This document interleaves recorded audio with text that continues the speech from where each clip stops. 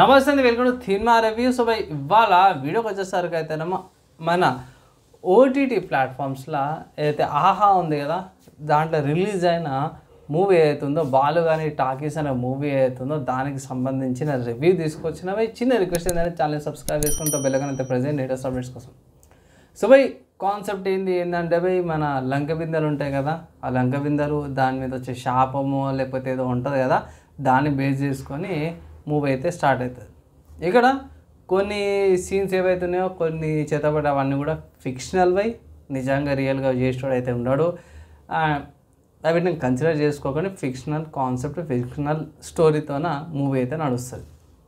ఇక్కడ బాలు అంటే పోయి మన ఎవరి థియేటర్ ఉంటారో వాళ్ళ ఫాదర్ చనిపోతే అతను తర్వాత వాళ్ళ కొడుకు థియేటర్ నడిపిస్తారన్నమాట. లైక్ మన 18+ కంటెంట్ ఉన్న మూవీస్ ఉంటాయి కదా, అవి మనవాడు షోస్ వేస్తుంటాడు అన్నమాట. సో ఆ షోస్ వేసే సిచ్యువేషన్స్లో మనకి అప్పులు ఎక్కువైపోతాయి. అలా బాబాయ్ కూడా వాళ్ళు కూడా అడ్డంకులు వస్తూనే ఉంటాయి. అప్పుల బాగా తట్టుకోలేకపోతాడు. అక్కడిక్కడ కొన్ని మల్టిపుల్ అఫైర్స్ కూడా అక్కడక్కడ కనిపిస్తుంది.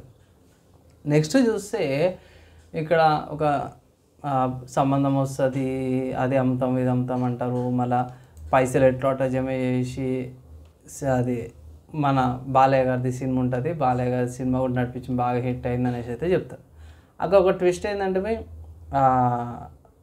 ఆ ట్విస్ట్ మీరు మూవీ చూడండి, ఆ బలి అడుగుతారు. ఆ బలి ట్విస్ట్ ఏంది, ఎక్కడి దాకా పోయింది సినిమా అనే దాని మీద, ఎక్కడ నడుస్తుంది అనే దాని మీద మూవీ యొక్క స్టోరీ కథ అంతా నడుస్తుంది. సెకండ్ హాఫ్లో కూడా ఆ సస్పెన్స్ అనేది మీరు ఓటీటీ ప్లాట్ఫామ్ ఏదైతే ఆహా ఉందో దాంట్లో చూస్తేనే ఆ ఫీల్ అయితే మీకు కలుగుతుంది అన్నమాట. మంచిగా ఉంది.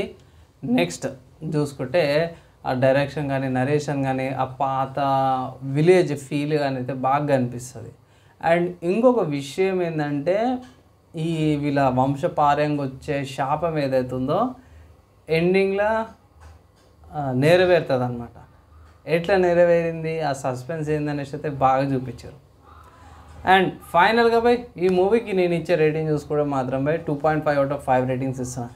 అదేందన్నా అంత తక్కువ రేటింగ్ ఇచ్చినావు ఎందుకు అంటే బై కొన్ని సీన్స్ లాజిక్ అనిపించవు. కొన్ని సీన్స్ కాడ ఆ పెళ్ళి అంటుంది, ఒక ఆడమని కలవడానికి వస్తాడు అంటాడు, అంటే సెన్స్ అనిపించదు నాకు. అండ్ ఆల్సో ఇది సృజుల పూజలు అవి ఇవి పాతగా అయిపోయినాయి బై. సో అట్లాంటి కంటెంట్ కూడా లైక్ పొలిమేర ఒక్కటి హిట్ అయింది అనుకుంటా. దాని తర్వాత మిగతా ఏవి కంటెంట్ వచ్చినా కూడా అంతంత మాత్రం లైక్ తంత్ర కూడా చూసారు మీరు. సో ఇలాంటి సృజుల పూజలు అది అనుకుంటా తీసుకోవడం కూడా వేస్టే. ఆ ట్రెండ్ పోయింది. మామూలుగా లంక బిందెల కాడ గొడవలు వచ్చి అట్లా పగల్లాగా తీసింటే బాగుండేది. నేను ఏమనుకున్నా అంటే అన్నదమ్ముల పగ ఉన్నట్టు చూపిస్తారు, కానీ లాస్ట్ చూసుకుంటే అది వంశపారంగా వచ్చిన శాపం అని ఉంటే చూపిస్తారు. సో కొంచెం వెనక్కి ముంగడికి అయింది అనుకున్నా. ఓవరాల్గా చూసుకుంటే మాత్రమే వాచబుల్, ఫ్యామిలీతో ఎంజాయ్ చేయొచ్చు. అక్కడక్కడ కిస్సింగ్ సీన్స్ ఏమవుతున్నాయి అవి స్కిప్ చేసిపోయి వల్గారిటీ న్యూడిటీ అంటే మేము అందరికి తెలిసిందే కదా అవి ఉంటాయి. సో మోస్ట్లీ అడల్ట్సే అనుకుంటున్నాను నేను. పిల్లలకైతే పోయి ఆ సీన్స్ స్కిప్ చేసేయండి. ఈవెన్ అంటే పెద్ద స్క్రీన్లో పెద్ద టీవీలో కూడా చూస్తే గిట్లా ఆ సీన్స్ స్కిప్ చేయమని అయితే ముందే చెప్పేస్తాను. బాలు గాడి టాకీస్ మూవీకి సంబంధించిన రివ్యూ ఎలా అనిపించింది, మీ ఒపీనియన్స్ ఏంది కింద కామెంట్ అయితే చేయండి. అండ్ చిన్న రిక్వెస్ట్ ఏంటంటే ఛానల్ సబ్స్క్రైబ్ అయితే చేసుకొని లేటెస్ట్ అప్డేట్స్ కోసం.